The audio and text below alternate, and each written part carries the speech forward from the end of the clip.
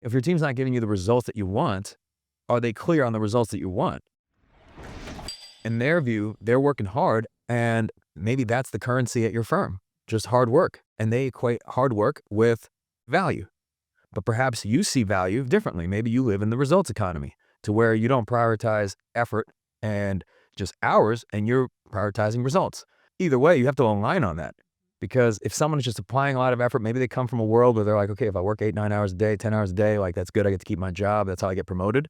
You are a small business owner that understands that that is completely irrelevant, because the way that we actually pay our bills and meet payroll and actually grow an organization ties to creating value in the marketplace, and then obviously being compensated for that value in some way, right? Whether it's through serving your clients, but like somehow there needs to be some exchange of money in order for the practice to grow, right? Like you put out a service, somebody pays for said service, you get enough people to pay for said service, and then obviously that then turns into revenue. This equation still has to work from the standpoint of you have overheads, both in terms of like infrastructure and people and technology and so on.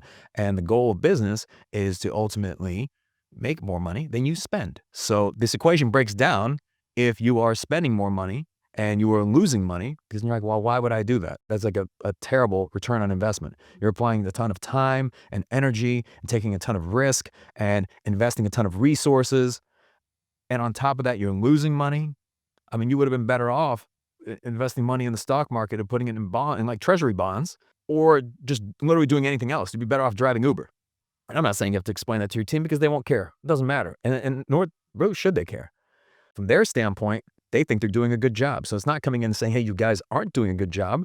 Perhaps it's coming in and saying, you know what, I want to apologize.